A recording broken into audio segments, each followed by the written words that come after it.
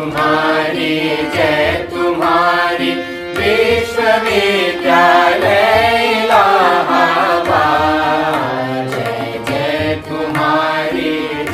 तुम्हारी विश्वविद्यालय इलाहाबाद। ज्ञान उद्गम ज्ञान संगम ज्ञान के इतिहास। ज्ञान उद्गम ज्ञान संगम ज्ञान के इतिहास। शत शत नमन है विश्वविद्यालय इलाहाबाद। सुंदरम सत्यम शिवम अवधारणाधार। जय जय तुम्हारी विश्वविद्यालय इलाहाबाद। जय तुम्हारी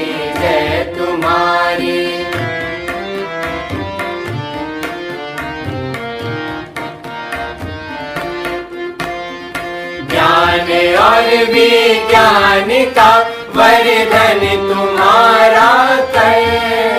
साहित्य और संगीत की सेवा तुम्हारा धर्म। सबके लिए सब दिन तुम्हारा खुला शिक्षा द्वार। कर दिया तुमने सभी को योग्यता अनुसार। जय जय तुम्हारी सच्चिदानंद रूपाय विश्वोत्पत्त्यादि हेतवे तापत्रय विनाशाय श्री कृष्णाय वयं नमः। जन्माद्यस्य यतोऽन्वयादितरतश्चार्थेष्वभिज्ञः सुराट्। तेने ब्रह्म हृदयादिकवये मुह्यन्ति यत्सूरयः।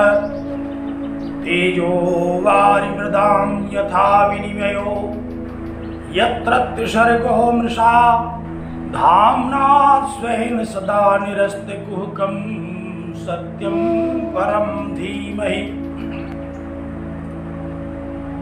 यं प्रव्रजन्तमनुपेतमपेतकृत्यं द्वैपायनो विरहकातरयाजुहाव।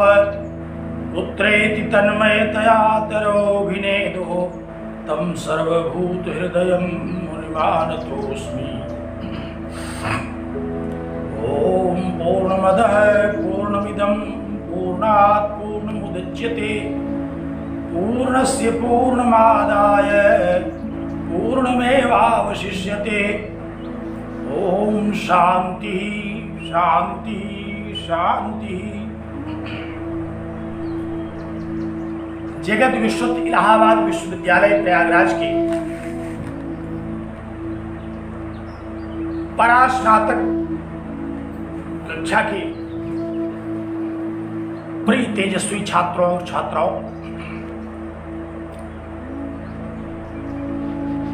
विद्वान शिक्षकगण और वेदांतानुरागी सज्जनों,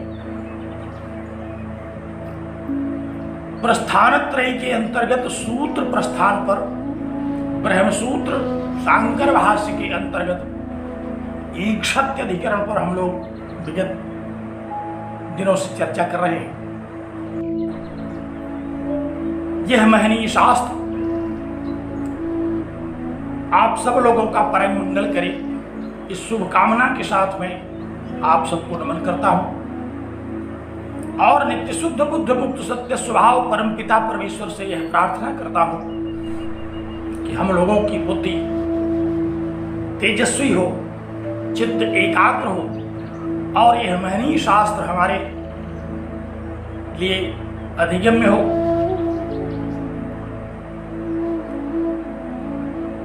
स्मरण कीजिए, चित्त एकाग्र कीजिए।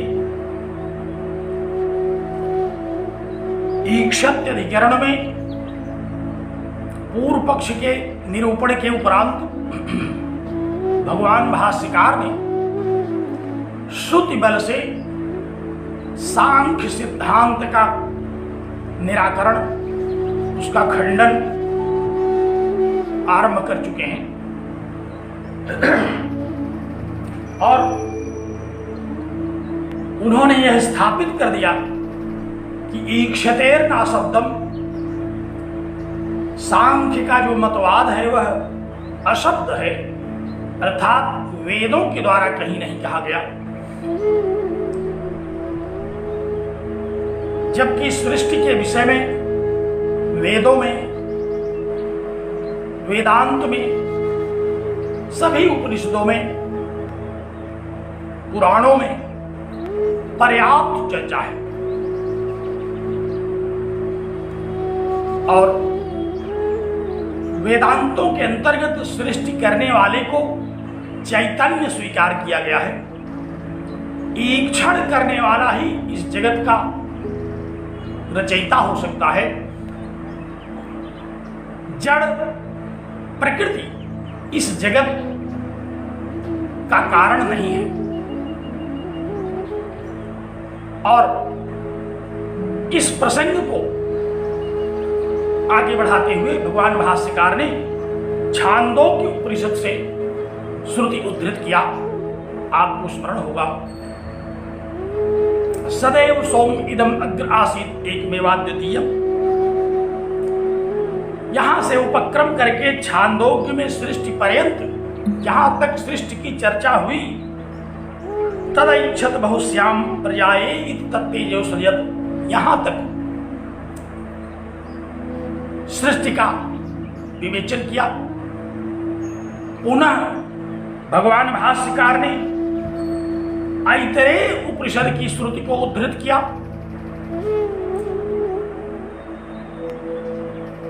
और ऐतरेय श्रुति के अनुसार कहा, आत्मा वा इदम एक एव अग्र आसीत नान्यत किंचित मिशत सैक्षत लोकान्नुसृजात इति।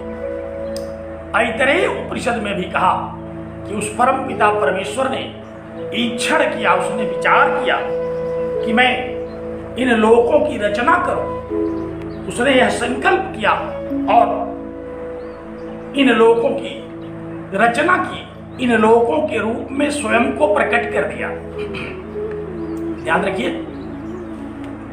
स्मरण रखिए, अद्वैत वेदांत के अनुसार परमात्मा ही इस जगत का अभिन्न निमित्तोपादान कारण है, तो वह परमात्मा ही अपनी माया शक्ति के द्वारा इसका निमित्त कारण भी बनता है और उपादान भी बनता है। और लोकानुसृजा, लोकों को मैं बनाऊं, लोकों की रचना करूं, और सईमान लोकान असृजत, उसने इन लोकों की रचना कर दी। इति इच्छा पूर्विका में सृष्टि माचष्टे। भगवान भाष्यकार कहते हैं कि इस प्रकार श्रुतियों में सृष्टि के रचयिता को ईक्षण करने वाला कहा गया और इन्हीं श्रुतियों के आधार पर भगवान बादरायण ने इस सूत्र की रचना की, ईक्षतेर ना शब्दम। उन्होंने इस सूत्र को बनाया कि ईक्षतेर, ईक्षण करने वाला, ईक्षण करना, ये शब्द है श्रुतियों में। कहा कि श्रुतियों में सृष्टि के प्रकरण में ईक्षण करने वाला ही इस जगत का रचयिता हो सकता है, तो यह शब्द वहां आया। श्रुतियों ने किसको रचयिता माना? कहा जो ईक्षण करता है, जो संकल्प करता है, जो विचार करता है, जो चैतन्य है, वह परमात्मा। जड़ जगत, जड़ प्रकृति इस जगत की रचयिता है, ऐसा श्रुतियों में किसी भी उपनिषद में कहीं नहीं कहा गया। तो हम लोग इस चर्चा को कर रहे थे कल, और इसी प्रसंग में प्रश्नोपनिषद का एक श्रुति वाक्य उद्धृत किया। कहा कि क्वचित षोडश कलम पुरुषम प्रस्तुत आह सईक्षान चक्रे। कहा कि षोडश कलम पुरुषम प्रस्तुति, वह जो परमात्मा है, वह जो चैतन्य स्वरूप आत्मा है, उसने षोडश कलाओं को प्रस्तुत किया। और सबसे पहले हम लोगों ने देखा, श्रुति वाक्य कह रहा है कि प्राणम असृजत, उस परमात्मा ने प्राण की रचना की, अर्थात हिरण्यगर्भ की रचना की। और हिरण्यगर्भ माने ब्रह्मा, ब्रह्मा के सबसे पहले हिरण्यगर्भ समवर्तताग्रे, इस सृष्टि के रचना के आरंभ में परमात्मा ने अपने आप को हिरण्यगर्भ के रूप में प्रकट किया। और पुनः हिरण्यगर्भ के उत्तर, हिरण्यगर्भ के बाद उन्होंने षोडश कलाओं को प्रस्तुत किया। क्या है वे षोडश कलाएं? यह प्रश्नोपनिषद की एक श्रुति भाष्यकार उद्धृत करते हैं, कहते हैं कि प्राणम असृजत, सबसे पहले तो प्राण की रचना की, अर्थात हिरण्यगर्भ को उद्भूत किया। प्राणात् श्रद्धाम, हिरण्यगर्भ के बाद श्रद्धा, खम, वायु, ज्योतिरापः, पृथ्वी, इंद्रियम, मनो, इन सब को, श्रद्धा को, आकाश को, वायु, ज्योति, जल, पृथ्वी, इंद्रियां, पंच कर्मेंद्रियां और पंच ज्ञानेंद्रियां, मन, अंतःकरण आदि, तथा अन्न, अन्नाद वीर्यम, तपो, मंत्राह, इन सब को उत्पन्न किया। मंत्राह माने मंत्रों को उत्पन्न किया, वेदों को, कर्म, वैदिक क्रियाओं को, वैदिक कर्म कांडों को उत्पन्न किया। और लोकाह, इन समस्त लोकों की उत्पत्ति की। लोकेषु च नाम च, लोकों में, इस संसार में नाम, रूप इत्यादि सब की रचना कर दी। सबको स्वयं सबके रूप में उपस्थित कर दिया। उस परमात्मा ने अपनी ईक्षण शक्ति के द्वारा, अपनी विचार शक्ति के द्वारा, अपनी अद्भुत माया शक्ति के द्वारा इस जगत को 16 कलाओं के रूप में इस प्रस्तुत कर दिया, जो कि स्थूल रूप में यह जगत के रूप में हमको दृष्टिगोचर होता है। सईक्षान चक्रे, तो श्रुति कह रही है कि उसने ईक्षण किया। देखिए, भगवान भाष्यकार यहां इस समय एक बात को लेकर के श्रुतियों का उदाहरण दे रहे हैं। कौन सी बात? केवल एक शब्द की सारी श्रुतियों में ईक्षण करने वाले को इस जगत का रचयिता कहा गया। जड़ प्रकृति को इस जगत का रचयिता किसी वेद की किसी पंक्ति में नहीं कहा गया, क्योंकि प्रकृति ईक्षण करने में सर्वथा असमर्थ है। तो सईक्षान चक्रे, उसने, उस परमात्मा ने संकल्प किया प्राणम असृजत इति, और उन्होंने हिरण्यगर्भ के रूप में अपने आप को प्रकट किया तथा हिरण्यगर्भ सहित 16 कलाओं को इस जगत स्वरूप, इस चैतन्य जड़ जगत स्वरूप समग्र संसार को, समग्र ब्रह्मांड को उत्पन्न कर दिया। इति आचष्टे, ऐसा श्रुतियां कहती हैं। तो छांदोग्य उपनिषद की श्रुति को उद्धृत किया, ऐतरेय उपनिषद की श्रुति को उद्धृत किया और प्रश्नोपनिषद की श्रुति को उद्धृत किया। तीन बार तीन उपनिषदों से श्रुतियों को उद्धृत करके भगवान भाष्यकार ने सांख्य के इस मंतव्य का निराकरण कर दिया, उसका खंडन कर दिया कि जड़ प्रकृति इस जगत का कारण नहीं है, बल्कि चैतन्य स्वरूप परमात्मा, ईक्षण करने वाला परमात्मा, संकल्पवान परमात्मा इस जगत का कारण है। और वह अपनी शक्ति के द्वारा, अपनी सर्वशक्तिमत्ता के द्वारा, अपनी सर्वज्ञता के द्वारा इस जगत की उत्पत्ति करता है। इति, ऐसा कहा।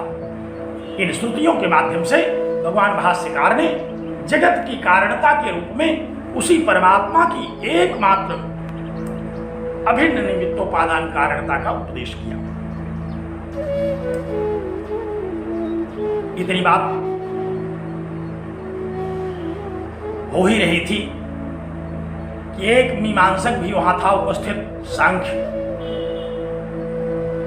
के आचार्यों के साथ। उसने कहा कि महोदय, ये सूत्र में जो ईक्षते शब्द आया, इसका तात्पर्य ईक्षण करने वाला, संकल्प करने वाला, विचार करने वाला, ये सब कहां होता है?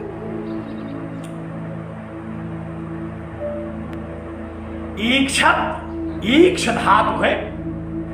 ईक्षति का रूप चला तो पंचमी में, षष्ठी में ईक्षते रूप बना। तो ईक्षति का प्रयोग होने के कारण श्रुतियों में उस जगत को आप कह रहे हैं कि वही इस जगत का रचयिता है। तो ईक्षति माने ईक्ष धातु से बना हुआ रूप, और ईक्ष धातु से बने हुए उस रूप का शब्द रूप जो पंचमी और षष्ठी में ईक्षते ही के रूप में बनता है, इसका तात्पर्य आपने ये कैसे बताना शुरू कर दिया कि ईक्षति का तात्पर्य है कि उसने विचार किया, ईक्षण किया, संकल्प किया। यह शब्द जो है, यह तो केवल धातु निर्देश है, धातु का निर्देश करता है, ईक्ष धातु का निर्देश करता है। क्या कहते हैं? कहते हैं ईक्षते इति च धात्वर्थ निर्देशो अभिप्रेतः। मीमांसक ने कहा कि यह जो ईक्षति है, यह केवल ईक्ष धातु का संकेत करता है। भगवान भाष्यकार ने कहा नहीं, ईक्ष धातु का तो संकेत करता ही है, लेकिन धात्वर्थ निर्देशो अभिप्रेतः, यहां उस धातु के तात्पर्य को समझना चाहिए, उस धातु के अर्थ को समझना चाहिए, क्योंकि धातु शब्द भी है और धातु का अर्थ भी है। तो केवल शब्द यहां ग्रहण करने योग्य नहीं है, बल्कि उस शब्द का अर्थ भी ग्रहण करने योग्य है। कहा कैसे? कहा कि यजते इतिवत, जैसे पूर्व मीमांसा में यजति शब्द का अर्थ लिया जाता है। यजति माने यज धातु नहीं लिया जाता, बल्कि वहां यजति माने याग। यजेत स्वर्ग कामः, स्वर्ग की इच्छा वाले को याग करना चाहिए, वहां भी यजेत शब्द आया। उससे केवल आपने धातु का संकेत क्यों नहीं मान लिया? क्यों आपने यजेत का तात्पर्य याग लिया? और उस याग में उपक्रम से लेकर के याग की संपूर्णता तक की सारी गतिविधियां, सारी क्रियाएं ग्राह्य होती हैं। तो कहा कि यजते इतिवत, जैसे पूर्व मीमांसा में यजति, यजते, यजेत, इन सब का धातु के साथ साथ धात्वर्थ भी अर्थ अभिप्रेत होता है, उनके धात्वर्थ को भी हम ग्रहण करते हैं। उसी तरह से यहां भी ईक्षत शब्द के द्वारा ईक्ष धातु का ग्रहण तो करते ही हैं, लेकिन उसके साथ साथ ईक्षत का जो धात्वर्थ है, जो तात्पर्य है, संकल्प करना। ईक्षत का तात्पर्य क्या हुआ? संकल्प करता है। तो संकल्प करने वाला यह उसका धात्वर्थ है।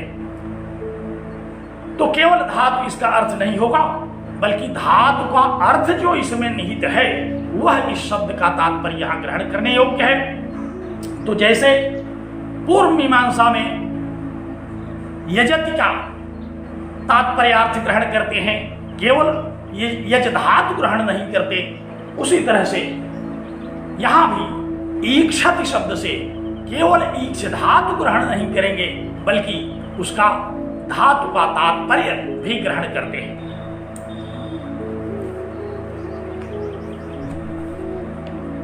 तो मीमांसक के द्वारा उठाई गई यह शंका जो शाब्दिक थी, उसका समाधान किया भगवान शंकराचार्य ने आर्थिक दृष्टि से। उन्होंने कहा कि यहाँ शब्द प्रधान नहीं है, बल्कि यहाँ तात्पर्य प्रधान है। जैसे यजति यज्ञ करता है, याग करता है, उसमें याग प्रधान है, केवल यज धातु का श्रवण करने से यज्ञ पूर्ण नहीं हो जाता। उसी तरह से यहाँ ईक्षण क्रिया, इसमें ईक्ष धातु मात्र से इस वाक्यार्थ का बोध नहीं हो जाता, बल्कि ईक्षण का जो तात्पर्य है, उसका जो धात्वर्थ है, संकल्प करना, विचार करना, वह यहाँ ग्रहण करने योग्य है। तो मीमांसा के द्वारा उठाई गई इस शंका का समाधान किया भगवान व्यासकार ने और कहा कि तेन, इस प्रकार, इसी तरह, इसीलिए हम चूंकि केवल शब्दों का ग्रहण नहीं कर रहे हैं बल्कि अर्थों का ग्रहण कर रहे हैं, इसलिए इस अर्थ को प्रतिपादित करने वाली जितनी भी श्रुतियां हैं उपनिषदों में, उन सभी श्रुतियों को हम यहां ग्रहण कर सकते हैं। ईक्षण करने से संबंधित जितनी भी श्रुतियां हैं सृष्टि की रचना के संदर्भ में, समग्र उपनिषदों में, वे सारी श्रुतियां यहां उद्धरण देने योग्य हैं। और इस बात को हम बड़ी सबलता से कह सकते हैं कि ईक्षति यहां धात्वर्थ के रूप में हम ग्रहण करते हैं कि उसने विचार किया, उस परमात्मा ने संकल्प लिया कि एको हम बहुश्याम, और वह इस संसार के रूप में अपने आप को प्रकट कर दिया, ब्रह्मा के रूप में, लोकों के रूप में, जगत के रूप में, षोडश कलाओं के रूप में उसने अपने आप को अभिव्यक्त कर दिया। अब कोई कहे कि कैसे वह अपने आप को अभिव्यक्त कर देता है इन सारे रूपों में? कोई और ही कह सकता है इस बात को, क्योंकि हम लोग तो इसको कहेंगे नहीं। हम तो जान रहे हैं, आरंभ से ही, अध्यास भाष्य से ही हम लोग इस पर चर्चा कर रहे हैं कि अब अज्ञान के कारण, अविद्या के कारण एक वस्तु अपने आप को दूसरे रूप में अभिव्यक्त कर देती है। जैसे अनादि अविद्या के कारण वह परमात्मा हमको इस जगत के रूप में उसी प्रकार बोधित होता है जैसे रज्जु सर्प के रूप में, जैसे मृग मरीचिका जल प्रवाह के रूप में, जैसे सुक्तिका रजत के रूप में, उसी तरह से वह परमात्मा इस जगत के रूप में अपने आप को अभिव्यक्त करता है। तो उस परमात्मा ने इच्छा किया, उसने संकल्प किया और इस जगत के रूप में अपनी माया शक्ति के द्वारा उसने अपने आप को प्रकट कर दिया। इसलिए तेन यह सर्वज्ञ सर्वविद यस्य ज्ञानमयम तपः, मुंडकोपनिषद की स्तुति को उद्धृत किया उन्होंने, कहा कि यह सर्वज्ञ है, सर्वविद, जो परमात्मा सर्वज्ञ है, जो परमात्मा इस समग्र जगत को सामान्य रूप से जानता है, और सर्वविद, जो विशेष रूप से भी जानता है। ध्यान से इस स्तुति का तात्पर्य ग्रहण कीजिए। यह सर्वज्ञ है, सर्वविद, यहां दो शब्द आए। एक सर्वज्ञ, सर्वज्ञ माने सामान्य रूप से सारे विषयों को जानना, और सर्वविद माने सर्ववेत्ता, एक एक वस्तु को विशेष विशेष रूप से जानना। सामान्य रूप से इस जगत को वह जानता है, इसलिए सर्वज्ञ है, और विशेष रूप से भी एक एक वस्तु को वह जानता है, इसलिए सर्ववेत्ता है। प्राय हम लोग व्यवहार में भी कई बार क्रोध में ऐसा कहते हैं, हम लोग ये नहीं जानते, इस स्तुति के तात्पर्य को बिना समझे। व्यावहारिक रूप से हमने कई बार देखा है, जब कहीं दो दलों में कोई विवाद हो जाता है तो एक व्यक्ति वहां कहता है कि मैं सबको देख लूंगा, दूसरी ओर अगर 50 लोग खड़े हैं तो कहता है कि मैं सबको देखूंगा, मैं सबको जानता हूं। सामान्य रूप से सबको वह जानता है, और कई बार वो ऐसा भी कहता है कि मैं इसमें उपस्थित एक एक को देखूंगा। तो एक एक को भी वह विशेष रूप से जानता है, सबको भी वह सामान्य रूप से जानता है। तो जैसे अज्ञानतावश हम लोग इस प्रकार के वाक्यों को करते हैं, उसका संस्कार कहीं न कहीं तो है। श्रुतियों में उस परम तत्व के लिए कहा गया कि यह सर्वज्ञ है, सर्वविद, वह सर्वज्ञ है, अर्थात उस जगत को सामान्यतः संपूर्ण रूप से जानता है, और सर्वविद है, सर्ववेत्ता है, जगत के एक एक तत्व को, एक एक पदार्थ को विशेष रूप से जानता है। यस्य ज्ञानमयम तपः, कहा कि और जिसका ज्ञान स्वरूप तप है, तप माने विचार, जिसका विचार कैसा है, ज्ञान रूप का है, जो ज्ञान स्वरूप विचार वाला है, तस्मात् एतद् ब्रह्म, कहा उसी परमात्मा से एतद् ब्रह्म। सबसे पहले यह हिरण्यगर्भ, यह ब्रह्मा, यहां ब्रह्म शब्द का तात्पर्य क्या हुआ, ब्रह्मा। ये ब्रह्मा उत्पन्न होता है, नाम रूपम अन्नम च, नाम उत्पन्न होते हैं। इस संसार में जितनी वस्तुएं हैं, सारी वस्तुओं का कोई न कोई नाम है। देवदत्त, रामदत्त, श्यामदत्त, ये सारे नाम जो उपस्थित हुए, प्रत्येक वस्तुओं का जो नाम हुआ वह क्या है, वह नाम है।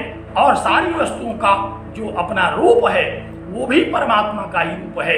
तो कहा कि सर्वप्रथम ब्रह्मा के रूप में वह अभिव्यक्त हुआ, फिर नाम रूप अन्नम च, और ये सारे नाम रूप क्या खाएंगे, कहा कि अन्न के रूप में वह अपने आप को प्रकट किया। मुंडकोपनिषद की यह श्रुति इस विषय का प्रतिपादन करती है। तो वह जो परमात्मा है वही इस जगत का कारण है। उसी ने ब्रह्मा से लेकर के नाम रूप अन्न तक समग्र वस्तुओं का सृजन किया। इत्येव मादीन्यपि सर्वे सर्वज्ञेश्वर कारण पराणि वाक्यानि उदाहर्तव्यानि, कहा कि हमने 4-6 श्रुतियों को उद्धृत कर दिया। आप भी इसी तरह सारे वेदांतों में जितनी श्रुतियां हैं उन सभी श्रुतियों का उद्धरण दे सकते हैं। इत्येवमादीनि अन्यान्यपि, अन्य अन्य जितनी भी श्रुतियां हैं इस विषय में।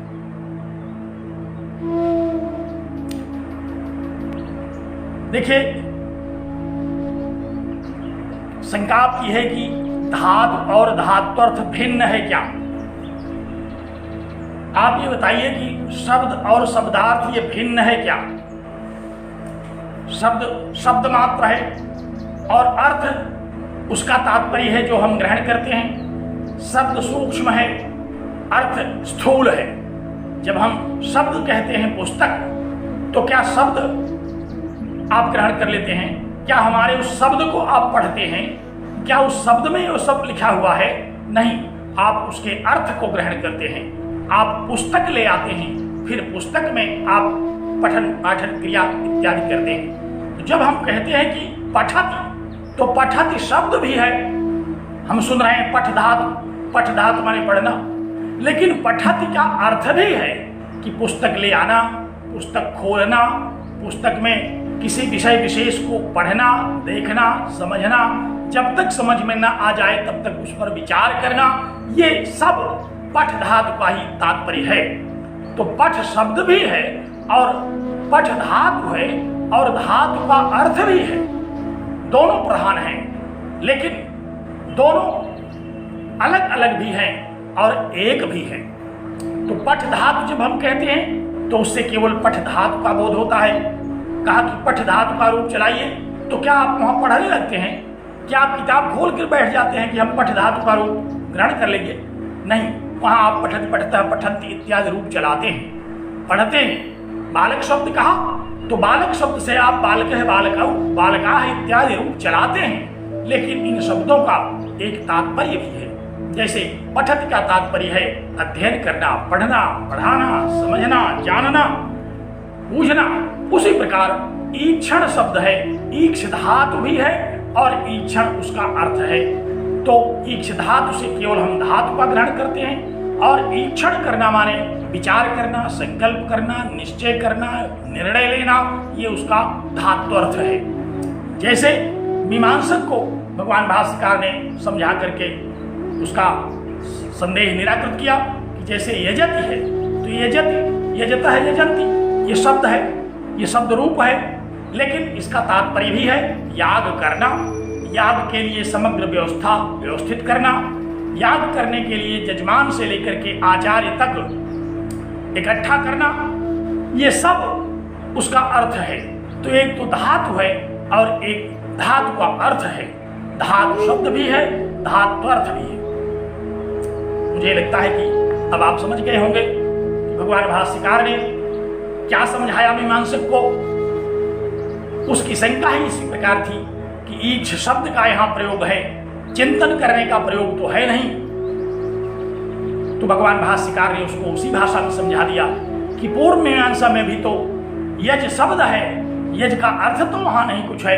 कहा नहीं, वहां तो यजति माने याग करता है, याग करने संबंधी जितनी भी क्रिया प्रक्रिया है वो सब उसमें ग्राह्य होती है, उसका हम धात्वर्थ ग्रहण करते हैं, उसकी शाब्दिक भावना, आर्थिक भावना, सारी भावनाओं को हम ग्रहण करके तब मीमांसा का बोध करते हैं। तो भगवान भाष्यकार ने कहा तो आप पूर्व मीमांसा का बोध करते हैं, हम उत्तर मीमांसा का बोध करते हैं। आप पूर्व मीमांसा में यज्ञ का ग्रहण करते हैं, हम उत्तर मीमांसा में ईक्षति का ग्रहण करते हैं। जैसे आप पूर्व मीमांसा में यजत के धातु और धात्वर्थ को ग्रहण करते हैं, उसी प्रकार श्रुतियों के तात्पर्य को समझने के लिए हम यह ईक्षति, इस ईक्ष धातु को भी ग्रहण करते हैं और ईक्षति इसके धात्वर्थ को भी ग्रहण करते हैं।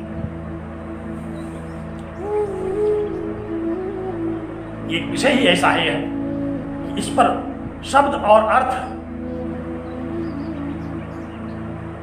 प्रक्रिया, शब्दार्थ बोध प्रक्रिया, यह एक अलग विषय ही है। इस पर हम लोगों को अध्ययन करना चाहिए कि शब्दार्थ बोध कैसे होता है, शब्द से भी और अर्थ से भी।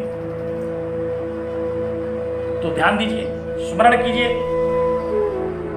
साहित्य के जो आचार्य हैं वो देखते हैं कि शब्दों के किन किन शक्तियों के द्वारा हम अर्थबोध करते हैं। शब्दों के बहुत सारे बल हैं, शाब्दिक, आर्थी, भावना मीमांसक ग्रहण करता है और अभिधा, लक्षणा, व्यंजना, इन सारी शब्द शक्तियों को हम साहित्य में ग्रहण करते हैं। सर्वत्र शब्द भी है और उसके अर्थ भी है।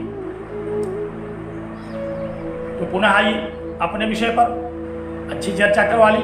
आप लोगों ने क्या कहा? भगवान भाष्यकार ने कहा कि इत्येवमादीन्यपि सर्वज्ञेश्वर कारण पराणि वाक्यानि उदाहर्तव्यानि। इस प्रकार हमने तो कुछ श्रुतियों का उदाहरण दिया, इस प्रकार की सारी श्रुतियां आप भी खोजिए और जहां मिले इक्षण करने वाली ये श्रुतियां जगत की कारणता के विषय को जो प्रस्तुत कर रही हों, उन सब को आप इस विषय में उदाहृत कर सकते हैं, उन सब को आप यहाँ उद्धृत कर सकते हैं, उन सब को उद्धृत करके उसके तात्पर्य को आप ग्रहण कर सकते हैं और उस तात्पर्य ग्रहण के द्वारा आप इस बात का निराकरण कर सकते हैं कि जड़ प्रकृति इस जगत का कारण नहीं है, बल्कि चैतन्य, वह नित्य शुद्ध बुद्ध मुक्त सत्य स्वभाव परमात्मा इस जगत का कारण है।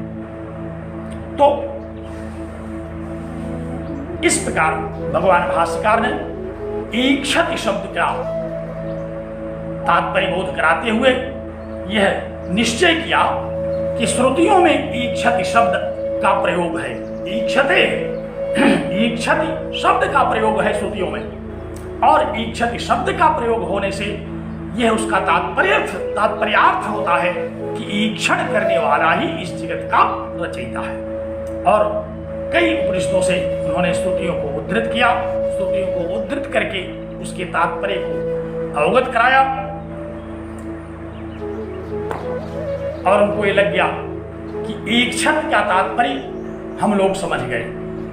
इसलिए ईक्षत को समझाने के साथ साथ अब आगे बढ़ते हैं। सांख्य की जो और समस्याएं थीं, अन्य शंकाएं जो सांख्य वालों ने उठाया था, अब भगवान भाष्यकार उस पर दृष्टि डालते हैं। उसकी खबर एक एक करके लेंगे।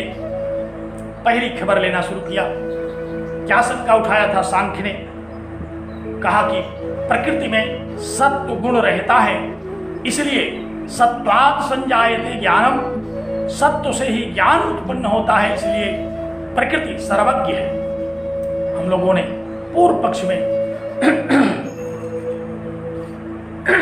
इस आशंका को सुना था, जहां सांख्य ने यह अपना पक्ष रखा था कि हमारी प्रकृति सर्वज्ञ है।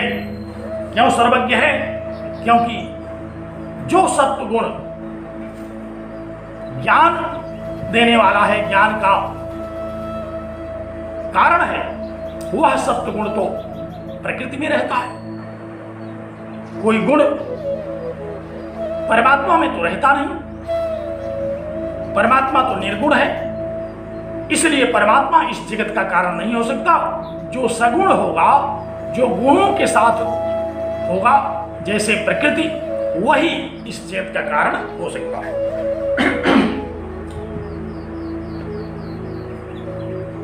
अब भगवान भाष्यकार इसका निरूपण करते हैं। गुरुदेव जब हम लोग पढ़ाते थे तो कहा कि भगवान भाष्यकार ने इन श्रुतियों को उद्धृत करके सांख्य वालों को जब समझा दिया तो सांख्य वाले उठकर जाने लगे। तो उन्होंने कहा, अरे जा कहाँ रहे हो, जो और तुम्हारी शंकाएं थी उनको भी सुनते जाओ, रुको बैठो। कहा क्या करें बैठ करके? कहा कि जो तुमने कहा था उसको सुनो। यदुक्तम सत्व धर्मेण ज्ञानेन सर्वज्ञम प्रधानम भविष्यति इति। जो आपने यह कहा था ना, सांख्य वालों ने क्या कहा था कि सत्व धर्मेण, सत्व धर्म से युक्त होने के कारण प्रकृति सर्वज्ञम भविष्यति, प्रकृति ही सर्वज्ञ होगी, क्योंकि उसी में सत्व गुण होता है। परमात्मा में कोई गुण नहीं होता, इसलिए वह सर्वज्ञ कैसे होगा? कहा तो यह जो आपने कहा, जो जो कहा उन्होंने सब एक एक करके उद्धृत करेंगे और सब का निराकरण करेंगे। तो यदुक्तम, जो आपने कहा और मैंने सुना, तो इसलिए नहीं सुना था कि एक कान से सुन करके दूसरे कान से निकाल दो। ये दो कान इसलिए नहीं बने हैं कि एक कान से सुनो दूसरे कान से निकाल दो। कई बार हम लोग लोक व्यवहार में यह सुनते हैं कि अरे भाई इसको एक कान से सुनो एक कान से निकाल दो। ऐसा नहीं है कि एक कान सुनने के लिए बना एक कान निकाल देने के लिए, दोनों कान से सुनाई पड़ता है और दोनों कान से सुन करके हम उसको समझते हैं। तो फिर निकालते कहां से हैं? दूसरे कान से नहीं निकालते तो कहा उसको मुख से निकालते हैं। जो हम सुनते हैं दोनों कानों से, उसको निकालते कहां से हैं? अपने श्रीमुख से। मुख जो हमारा वचन है उसके द्वारा। व्यवहार में देखिए, किसी से प्रिय वचन बोलिए, वो प्रिय वचन सुनेगा तो प्रिय वचन बोलेगा भी मुख से अपने। ऐसा नहीं कि एक कान से सुना और दूसरे कान से निकाल दिया। आपने अपशब्द कहा, दोनों कान से सुना उसने और उसके बदले में मुख से उसने भी अपशब्द सुना दिया। तो सांख्य वालों ने जब कहा कि अब हम चलते हैं, कहा नहीं, जो आपने कहा था उसको अब सुनते जाइए, उसके तात्पर्य को समझते जाइए, नहीं तो वह शंका आपकी पड़ी रह जाएगी, आप फिर कहीं जा करके उपद्रव करेंगे। बैठ गए लोग। कहा सुनो क्या कहा था आपने, आपको याद है? आपको नहीं याद होगा, मैं बताता हूं। क्या कहा? यदुक्तम सत्व धर्मेण ज्ञानेन सर्वज्ञम प्रधानम भविष्यति इति। जो आपने यह कहा था कि प्रकृति में सर्वज्ञ शक्ति इसलिए होगी क्योंकि प्रकृति में सत्व गुण रहता है। कहा तन नोपपद्यते, इसका तो कोई औचित्य ही नहीं है। भगवान भाष्यकार ने कहा आपके इस बात का कोई औचित्य नहीं है, आपके इस कथन का कोई तात्पर्य ही नहीं है, इसमें कोई दम नहीं है। सांख्य वालों ने कहा क्यों दम नहीं है? कहा इसलिए कि नहीं प्रधानावस्थायाम गुण साम्यात् सत्व धर्मो ज्ञानम संभवति। कहा जब प्रकृति साम्यावस्था में होती है तो वहां सत्व रजस और तमस ये तीनों गुण होते हैं और ये सब अपने आप में परिणमित होते रहते हैं। ये कुछ क्रिया नहीं करते, वहां ज्ञान नहीं उत्पन्न करते। तो प्रलय काल के बाद ही तो सृष्टि होगी। सांख्य यही मानता है कि प्रलय और फिर सृष्टि। तो कहा कि जिस साम्यावस्था में, प्रलयावस्था में सत्वरजस और तमस ये तीनों साम्यावस्था में होते हैं, उस समय इसमें कोई विकार उत्पन्न नहीं होता। तो फिर कैसे विचार हुआ कि जगत की रचना करो? जगत में किसकी किसकी रचना करूं, ये कैसे विचार हुआ, कैसे प्रकृति को पता चला कि जगत में क्या क्या होना है।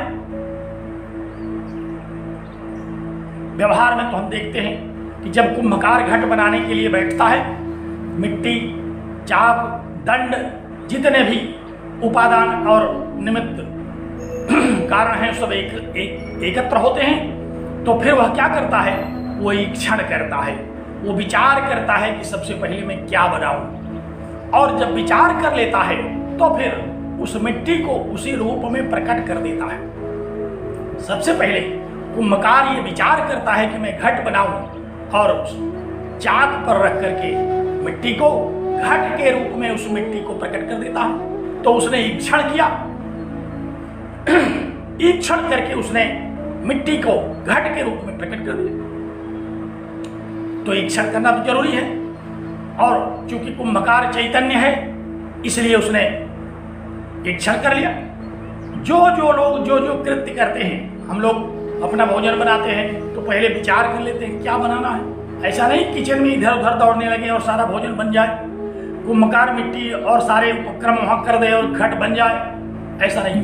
पहले विचार होगा कि क्या करना है और तदनुकूल आचरण होगा, तदनुकूल क्रियाएं होंगी, तब वस्तु की उत्पत्ति होगी। तो जो चैतन्य होगा, जो विचारवान होगा, जिसमें विचार शक्ति होगी, जो ईक्षण करने में समर्थ होगा, वही तो विचार करेगा।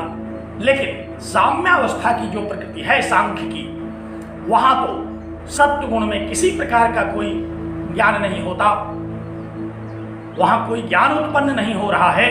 तो फिर इस जगत की रचना का उसमें विचार कहां से आया, कैसे उस जगत की रचना हो उठी। इस बात को कहते हैं कि नहीं प्रधान अवस्थायाम गुण साम्यात सत्व धर्मो ज्ञानम संभवति। सत्व धर्म में ज्ञान उत्पन्न नहीं होता साम्यावस्था में। इसलिए कैसे वह जगत की रचना का विचार करेगी, कैसे आप उसको सर्वज्ञ कहेंगे। वो सर्वज्ञ कैसे होगी उस समय जब उसमें कोई ज्ञान ही नहीं हो रहा है। तो जब ज्ञान नहीं हो रहा है तो सर्वज्ञता उसकी स्थित है, जड़ है। तो अगर जड़ को ही आप सर्वज्ञता कहते हैं तो फिर सर्वज्ञ कौन नहीं है। जितने भी जड़ पदार्थ हैं सबको सर्वज्ञ मान लीजिए। लेकिन इस जगत की रचना का जो श्रेय श्रुतियों ने परमात्मा को दिया, वह ईक्षण करना इस क्रियापद के कारण दिया कि वह संकल्पवान है, विचारवान है, ईक्षण करता है। एक शंका का समाधान किया और क्या कहा, ननु उक्तम सर्वज्ञान शक्तिमत्वेन सर्वज्ञम भविष्यति तदपि नोपपद्यते।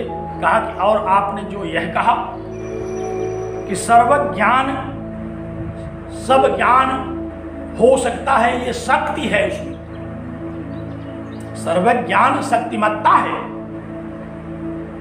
सत्व गुण में, इसलिए सर्वज्ञम भविष्यति, इसलिए वो प्रकृति सर्वज्ञ हो जाएगी। कहा तदपि नोपपद्यते, यह भी उपपन्न नहीं होता, यह भी समीचीन नहीं है। कहा ये क्यों। कहा यदि गुण साम्ये सति सत्व विपाश्रयायाम ज्ञान शक्ति में आश्रित सर्वज्ञत्वम प्रधानम उच्चेत। कहा अगर साम्यावस्था में सत्व गुण के रहने के कारण प्रकृति को हम सर्वज्ञ कहें तो फिर वहीं रजोगुण और तमोगुण भी उपस्थित रहता है। कहा कि कामम रजस्तमो विपाश्रयामपि ज्ञान प्रतिबंधक शक्ति माश्रित्य किंचिज्ञम उच्चेत।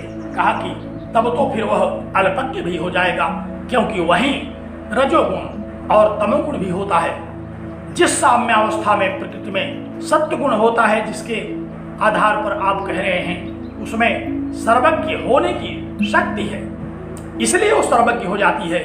वहीं रजोगुण और तमोगुण के रहने के कारण उसमें अल्पज्ञत्व का भी पूरी संभावना है कि वह अल्पज्ञ भी हो सकती है। तो इसलिए केवल सत्वगुण रहने के कारण प्रकृति सर्वज्ञ गुण संपन्न नहीं हो सकती। केवल सत्वगुण रहने के कारण केवल उसमें ज्ञान उत्पन्न हो सकता है, इस कारण प्रकृति को सर्वज्ञ नहीं कहा जा सकता। सांख्य वालों ने कहा हाँ हाँ ठीक है समझ गए। कहा नहीं नहीं अभी नहीं समझे। आपने एक उदाहरण दिया था कि योगी लोग सत्व गुण की प्रधानता के कारण, सत्व गुण से उत्पन्न ज्ञान के कारण सर्वज्ञ हो जाते हैं। कहा उसको सुनिए कि योगी लोग केवल सत्व गुण के कारण सर्वज्ञ नहीं हो जाते, फिर कैसे होते हैं? कहा कि पहले तो ये समझो कि अपिच ना साक्षिका सत्ववृत्तिर जानाति ना अभिधीयते। कहा जब तक साक्षी न हो, जब तक चैतन्य न हो, तब तक सत्ववृत्ति में कोई ज्ञान नहीं होता। इस शरीर में मन बुद्धि चित्त अहंकार है, कर्मेंद्रियां हैं, ज्ञानेंद्रियां हैं, सारी व्यवस्था है, लेकिन जब तक पुरुष तत्व इसमें प्रतिबिंबित नहीं होता तब तक कोई ज्ञान नहीं होता। तो जब तक साक्षी इसमें प्रतिबिंबित न हो, जब तक चैतन्य बुद्धि में प्रतिबिंबित नहीं होता, तब तक बुद्धि में रंच मात्र बुद्धि नहीं होती। बड़े बड़े बुद्धिमानों को हम लोग देखते हैं, जब उनका प्राण निकल जाता है तो उनकी सारी बुद्धिमत्ता कहाँ चली जाती है, कहाँ से आई थी? तो भगवान भाष्यकार ने कहा कि बुद्धि की सारी व्यवस्था रहने पर भी यदि चैतन्य न हो, यदि साक्षी न हो उस बुद्धि का, साक्षी माने उस बुद्धि में जो चैतन्य होता है, जो उस बुद्धि को चैतन्यवती सी कर देता है, वह साक्षी। जब वह बताता है कि तुम बुद्धि हो, तुम विचार करो, मैं चैतन्य के रूप में तुम्हें प्रेरणा दे रहा हूं, तब बुद्धि विचार करती है। तो कहा कि ना साक्षिका, साक्षी रहित सत्ववृत्ति, जो सत्ववृत्ति है, ज्ञानादि न अभिधीयते, वह ज्ञान नहीं कर सकती कि सत्ववृत्ति में सत्व गुण जो प्रकृति में है, हम ये कहें कि सत्व गुण जो प्रकृति में है वह बहुत ज्ञानी है, वह बहुत जानती है, तो ऐसा नहीं कह सकते, क्योंकि जानने की क्रिया तो तभी होगी, बुद्धिमान कोई तभी कहा जाएगा जब उसमें चैतन्य हो। तो तस्माद अनुपन्नम प्रधान सर्वज्ञत्वम, इसलिए भी प्रधान की सर्वज्ञता अनुपन्न है। केवल सत्वगुण रहने के कारण सर्वज्ञ हो जाएगा प्रधान, प्रकृति सर्वज्ञ हो जाएगी, ये बात बिल्कुल समीचीन नहीं है। योगिनाम तु चेतनत्वात् सर्वोत्कर्ष निमित्तम सर्वज्ञत्वम उत्पन्नम इत्यनुदाहरणम, जो आपने कहा कि योगी लोग सर्वज्ञ हो जाते हैं सत्वगुण के कारण, यह दृष्टांत आपका यहाँ ठीक नहीं है, क्योंकि योगी लोग चैतन्य हैं। किसी जड़ की सर्वज्ञता का कोई उदाहरण हो अगर आपके पास तो ले आइए, बता दीजिए हमको, ये पहाड़ ये सर्वज्ञ है, ये वृक्ष सर्वज्ञ है। जहां चैतन्य प्रस्फुरित न होता हो वहां कोई सर्वज्ञ आपको मिला हो यदि, तो ले आइए। इसलिए केवल प्रधान प्रकृति में सत्व गुण है, इसलिए आप उसको कहें कि यह सर्वज्ञ है, तो ये बात तो बिल्कुल ठीक नहीं। जैसे किसी बैंक के मैनेजर को हम कहें कि बहुत धनी है, न जाने कितने अरब खरब रुपया बैंक में है, तो क्या वो धनी है?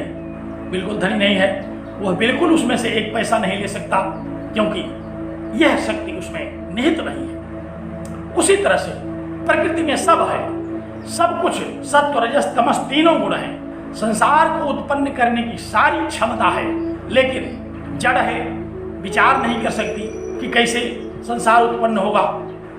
वही तो माया है। भगवान भाष्यकार कहते हैं जिसको तुम जड़ प्रकृति कहते हो वही हमारे परमात्मा की माया है। उसी माया से वह सब चैतन्य स्वरूप से युक्त हो जाने के बाद इस जगत की उत्पत्ति कर देते हैं। मायाम तु प्रकृतिम विद्यात्माइनम तु महेश्वरम, उसी माया को प्रकृति समझो और उस प्रकृति को से युक्त जो है उसको महेश्वर समझो, वही परमात्मा है, वही परमेश्वर है। तो तुम जो आधा ज्ञान लेकर के घूम रहे हो कि केवल सत्वगुण रहने के कारण प्रकृति सर्वज्ञ हो जाती है, ये बात सर्वथा अनुपन्न है, सर्वथा अनुचित है।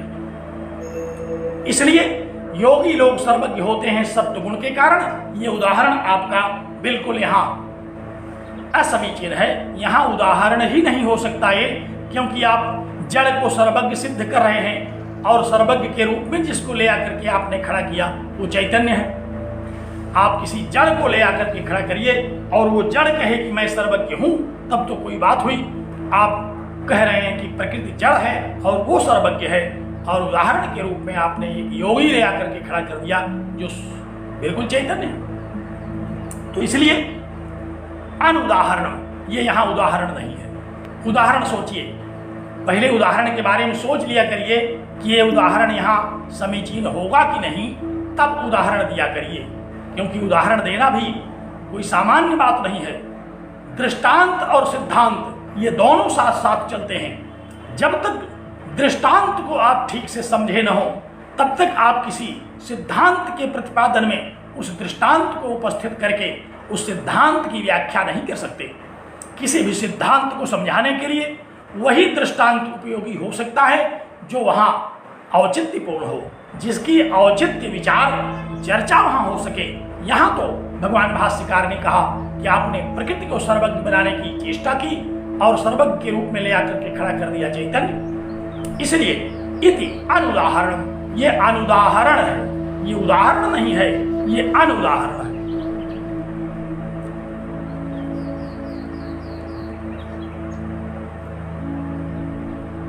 अब सांख्य वाले ठंडे पड़ गए। कहा और कोई समस्या? कहा नहीं कोई समस्या नहीं। कहा नहीं है, एक समस्या भी आपके मन में उठ रही होगी, नहीं तो यहाँ जाने के बाद उठ जाएगी, उसका भी समाधान लेते जाइए। पूछा क्या?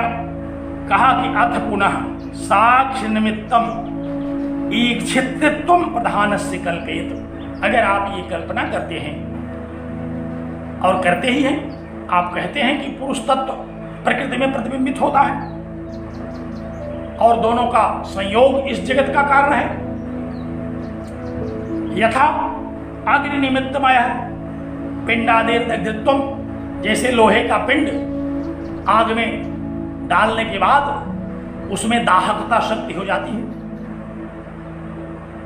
तो हम कहते हैं कि यह पिंड जो है वह दहती, यह लोहे का पिंड जो है ये जल रहा है, जबकि जलना लोहे के पिंड का काम नहीं है, जलना लोहे के पिंड का गुण नहीं है। वह तो अग्नि के द्वारा उसमें संक्रमित किया गया है। तो अगर आप यह कहें कि साक्ष्य निमित्त में तुम प्रधानस्य कल्पेत, अगर यह कहें कि पुरुष के प्रतिबिंबित होने के बाद प्रकृति जो है वह साक्षी से युक्त हो जाती है, बुद्धिमती सी हो जाती है, सारा विचार कर सकती है, सारी सर्वज्ञता उसमें आ सकती है, जैसे लोहे के पिंड में दाहकता आ जाती है, ऐसा आप कह सकते हैं। अभी आपको नहीं सूझ रहा है, लेकिन आप यहां से हटे कि आपको सूझा, आप फिर आकर के समस्या खड़ी करेंगे, इसलिए इसको भी समझे जाइए। कहा बताइए इसका क्या निराकरण है? कहा कि यदि ऐसा है, आप यह कल्पना करते हैं कि पुरुष तत्व प्रकृति तत्व में प्रतिबिंबित होकर के उसको चेतन बनाता है और वो सर्वज्ञ हो जाती है, तो तथा सति ऐसा होने पर अगर हम आपकी इस उदाहरण को मान लें, आपकी इस परिकल्पना को मान लें, आपके द्वारा सांख्य शास्त्र में उद्धृत इस सिद्धांत को मान लें, तो फिर यद निमित्त मीक्षित्वम प्रधानस्य, कहा प्रधान के इच्छा करने का, प्रधान की चैतन्यता का जो कारण है, प्रधानस्य ईक्षित्वम, प्रधान में जो संकल्प शक्ति आई उसका जो कारण है, तदेव सर्वज्ञ मुख्यम ब्रह्म जगत कारणम इति उत्तम, उसी को आप जगत का कारण मान लीजिए, वही सर्वज्ञ ब्रह्म है। मैं तो आपके पुरुष तत्व को सर्वज्ञ ब्रह्म मानने के लिए तैयार हूं। भगवान भाष्यकार ने कहा, जिस पुरुष को प्रकृति में प्रतिबिंबित होने के बाद प्रकृति में सर्वज्ञता का आप कथन कर रहे हैं, उसी पुरुष को क्यों आप सर्वज्ञ नहीं मान लेते? वही पुरुष तत्व चैतन्य है, वही सर्वज्ञ है। बिना उसके प्रकृति में अगर तीनों गुणों के बजाय केवल एक गुण ही रह जाए, सत्व गुण, तो भी बिना चैतन्य के वह सर्वज्ञ नहीं हो सकती। इसलिए जिन कारणों से उसमें सर्वज्ञता की परिकल्पना आप करते हैं, जिन कारणों से उसमें सर्वज्ञता का गुण हो सकता है, यह बात आप सोच सकते हैं, आप उसी कारण को क्यों नहीं सर्वज्ञ मान लेते?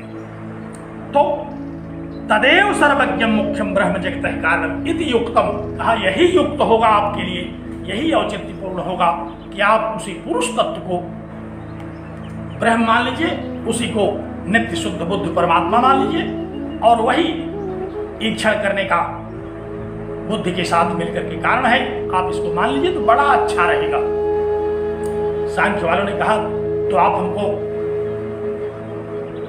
हमारे इस विचार से सहमत हैं कि पुरुष तत्व जो है वो ब्रह्म है? उन्होंने कहा है मैं तो पुरुष तत्व ब्रह्म है यह तो कब से कह रहा हूं कि जीवो ब्रह्म है ना ब्रह्म, जीव ब्रह्म ही है, दूसरा कुछ नहीं, यही तो मैं कह रहा हूं। आप नहीं समझ पा रहे हैं इसको, आप इसको प्रकृति से अलग करके, असंग करके, आप इसको निर्गुण करके बैठा दिए हैं, निष्क्रिय करके। कहते हैं ये प्रकृति में जब इसका प्रतिबिंब पड़ता है तब प्रकृति नाचती है। तो क्या ऐसा भी होता है कि प्रतिबिंब पड़ने से कोई नाचता है? ऐसा नहीं है। वह चैतन्य विचार करने की शक्ति से युक्त है, वह चैतन्य सर्वज्ञ है। सर्वज्ञता शक्ति यह उस परमात्मा की शक्ति है, परमात्मा में रहने वाली यह शक्ति है। इसलिए आप इसी को मान लीजिए, इति युक्तम, यही उचित रहेगा। कहा ठीक है विचार करते हैं। कहा विचार क्यों करते हैं? पुरुष तत्व तो आप मान ही रहे हैं, लेकिन जब तक प्रकृति में वो प्रतिबिंबित नहीं होता तब तक बेकार है। इसलिए आप उसको ब्रह्म के स्वरूप में मान लीजिए। लेकिन अब इनकी समस्या है कि ये द्वैतवादी हैं, ये दोनों को बिना लिए चल नहीं पाएंगे, आगे सोचने की क्षमता इनकी नहीं। बड़े गंभीर हो गए बेचारे सांख्य वाले, कुछ बोल ही नहीं पा रहे हैं, कुछ वाणी मुंह से नहीं निकल रही है। तब तक भगवान भाष्यकार ने कहा सुनो, और तुम एक बात कह रहे थे। कहा क्या? कहा यद पुनरुक्तम, एक बार तुम और कहे थे, एक बात तुम फिर कहे थे। कौन सी बात कहे थे? कहा कि ब्रह्मणोपि न मुख्यम सर्वज्ञत्वम उत्पद्यते। कहा कि तुमने ये कहा था कि ब्रह्म सर्वज्ञ इसलिए नहीं हो सकता कि ज्ञान नित्य है, और उस नित्य ज्ञान के अधीन होकर के ब्रह्म कैसे स्वतंत्र होगा? क्योंकि जो अधीन हो गया तो स्वतंत्र तो ज्ञान हो गया, ब्रह्म उसके अधीन हो गया। कहा ये बात आपने कहा था, याद करिए। सांख्य वालों ने कहा हाँ हाँ याद तो आ रहा, हमने ये कहा था कि यदि ज्ञान नित्य है तो परमात्मा उस ज्ञान के अधीन है। जब उसको ज्ञान होता होगा तब वो सर्वज्ञ रहेगा, और जब ज्ञान न होता रहेगा तो वो फिर सर्वज्ञ नहीं रहेगा। कहा कि ये भी उपपन्न नहीं होता, ये आपका जो विचार है ये भी उचित नहीं है। नित्य ज्ञान क्रियत्वे ज्ञान क्रियाम प्रति स्वातंत्र्य असंभवादिति। आप जो यह कह रहे हैं कि ज्ञान नित्य है और वह परमात्मा स्वतंत्र नहीं है, वह अस्वतंत्र है, ये बात आप कैसी कह रहे हैं? कहा कह तो रहे थे। कहते क्यों कह रहे हैं? आप यही बता दीजिए क्यों कह रहे हैं, कैसे यह बात आप कह रहे हैं? अत्र उच्यते, मैं आपसे पूछता हूं, इदम तावत भवान प्रष्टव्य है। अब आप ही से मैं यह पूछता हूं, आप इस बात को बताइए कि कथम नित्य ज्ञान क्रियत्वे सर्वज्ञत्व हानि इति। ज्ञान नित्य है तो इससे परमात्मा की सर्वज्ञता कैसे परतंत्र हो जाएगी? आप बताइए। पकड़ लिया भगवान भाष्यकार ने इनको, जड़ की उपासना करने वाले जो लोग थे उनसे कहा आप बताओ जरा कि ज्ञान नित्य है तो परमात्मा कैसे उसके अधीन हो गया? कथम नित्य ज्ञान क्रियत्वे, अगर नित्य ज्ञान है परमात्मा में तो परमात्मा कैसे उसके अधीन हो गया? और कैसे सर्वज्ञत्व हानि, नित्य ज्ञान रहते हुए भी वह सर्वज्ञ नहीं है, ये कैसे आपने कहा? अरे थोड़ी देर जिसके पास ज्ञान हो जाता है वो अपने आप को बहुत बड़ा ज्ञानी समझ लेता है, वो कहता है मैं सर्वज्ञ हूं। बहुत सारे लोग अपना नाम ही सर्वज्ञ रख लिए। तो जो नित्य ज्ञान क्रिया संपन्न परमात्मा है वह कैसे सर्वज्ञ नहीं होगा? आप इसको बताइए, आप ही बता दीजिए। हमने तो आपके कई प्रश्नों का उत्तर दिया, लेकिन अब आप इस बात को बताइए कि जो नित्य ज्ञान से संपन्न, नित्य ज्ञान स्वरूप जो परमात्मा है वो सर्वज्ञ कैसे नहीं है? अब बेचारे कुछ नहीं बोल पा रहे हैं। भगवान भाष्यकार ने कहा यस्य ही सर्व विषयावभासन क्षमं ज्ञानम नित्यम अस्ति सह असर्वज्ञ इति विप्रसिद्धम। कहा रे आपकी शर्म नहीं आ रही है कि जिसका समस्त विषयों को प्रकाशित करने योग्य ज्ञान है, उस ज्ञान से, उस नित्य ज्ञान से संपन्न जो है सो असर्वज्ञ है, वही असर्वज्ञ, वही कुछ नहीं जानता। ये बात आपको कहने में शर्म नहीं आई कि जिसके पास नित्य ज्ञान हो, ज्ञान की नित्यता से, नित्यता स्वरूप जो हो, वही असर्वज्ञ है। ये तो सर्वथा विप्रसिद्धम, ये कैसे आपने कहा, ये तो विप्रसिद्ध करने योग्य है। अनित्यत्व ही ज्ञानस्य कदाचित जानाति कदाचित न जानाति इत्यसर्वज्ञत्वं स्यात्। कहा कि अगर अनित्य होता ज्ञान तब कदाचित जानाति कदाचित न जानाति, तब तो वह कभी जानता है कभी नहीं जानता, तब तो सर्वज्ञता की हानि हो सकती थी। लेकिन जब नित्य ज्ञान उसके पास है तब भला कैसे उसको आप कह रहे हैं कि वो सर्वज्ञ नहीं है। नासव ज्ञान नित्यत्वे दोषो अस्ति। ज्ञान के नित्य होने पर परमात्मा में सर्वज्ञता का कोई उसकी हानि नहीं है और कहीं यहाँ किसी भी प्रकार से दोष नहीं है। ज्ञान नित्यत्वे ज्ञान विषय स्वातंत्र विपदेशो नोपपद्यते इति चेत, अगर यह कहो कि ज्ञान के नित्य होने से परमात्मा परतंत्र है तो ये बात ठीक नहीं है। क्यों ठीक नहीं है? भगवान भाष्यकार एक दृष्टांत देते हैं, कहते हैं कि प्रतता उष्ण प्रकाशे की सवितरी दहति प्रकाशयति स्वातंत्र विपदेश दर्शनात्। कहा कि निरंतर सूर्य तपता रहता है, प्रकाशित होता रहता है, और लोग कहते हैं कि सूर्य तप रहा है, निरंतर दाहकता शक्ति से युक्त है वह, और सतत तपता रहता है, कभी भी वो ठंडा होता तो नहीं दिखाई पड़ा। तो जो नित्य ज्ञान क्रिया से युक्त है वो कभी असर्वज्ञ हो, ये कैसे हो सकता है? दाहकता शक्ति संपन्न जो सूर्य है, निरंतर दाहकता शक्ति संपन्न सूर्य, क्या कभी आपको शीतल दिखाई पड़ा? क्या कभी उसमें शीतलता आई? ऐसा कभी आपने सुना, देखा, अनुभव किया? अगर ऐसा नहीं किया तो फिर नित्य ज्ञानमयम तपः, जिसका नित्य ज्ञान स्वरूप परमात्मा का जो स्वरूप है, उसको कैसे आप यह कह सकते हैं कि यह कभी सर्वज्ञ होगा और कभी सर्वज्ञ नहीं होगा? और जो कल्पना आप बाद में करेंगे मैं उसको भी बताता हूं। नन सवितुर दाहे प्रकाश संयोगे दहति प्रकाशयति इति व्यपदेश स्यात्। कहा कि अगर आप ये कहें कि दाहे प्रकाश से संयोगे, हम लोग गर्मी का अनुभव करते हैं इसलिए कहते हैं कि सूर्य तप रहा है, हमको प्रकाश प्राप्त होता है इसलिए हम कहते हैं कि सूर्य प्रकाश दे रहा है। तो प्रकाश और दाह्य वस्तुओं के संयोग से सूर्य की दाहकता और प्रकाशकता होती है। अगर आप ये कहें कि प्रकाश देखने वाला कोई ना हो, दाहकता ग्रहण करने वाला कोई ना हो, तो कौन जानेगा कि सूर्य तप रहा है? अगर आप ये कहें, ध्यान से सुनो क्या बात बताई। कहा कि यदि आप ये कहते हो कि दाह्य वस्तुओं के होते, प्रकाश वस्तुओं के होते सूर्य की यह विशेषता कही जाती है कि सविता दहति सविता प्रकाशते, कर्म है उसका, दाह्य कर्म, प्रकाश्य कर्म।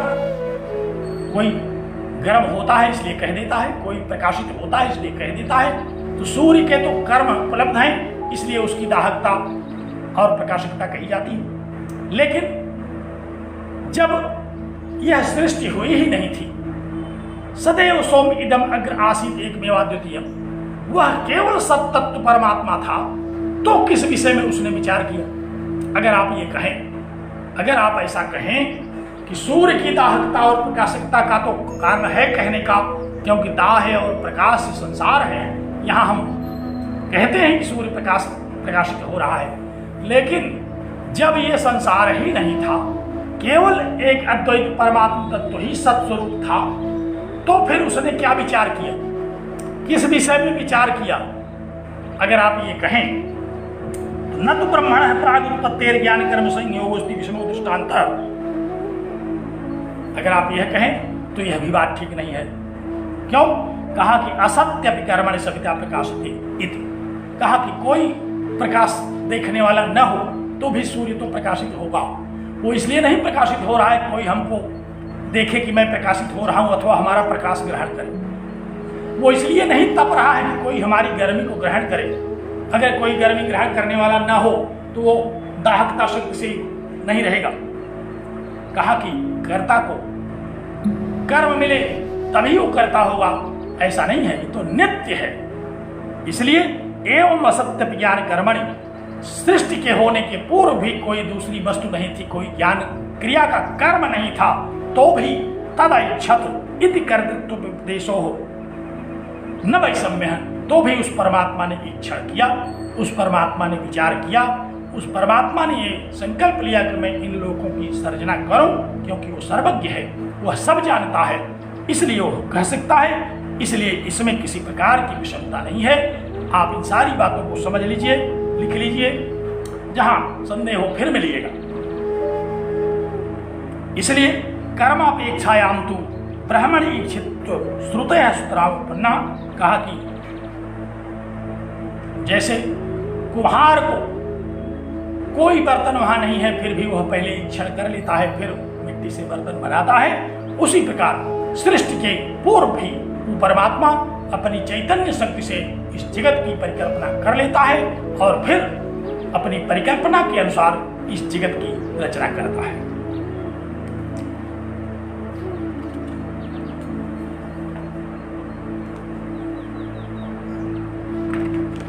यहां तक भगवान भाष्यकार ने सांख्य के प्रश्नों को उठा करके उसका निराकरण किया, उनके प्रश्नों का समाधान किया और जितने प्रश्न उनके थे सबको निराकृत कर दिया।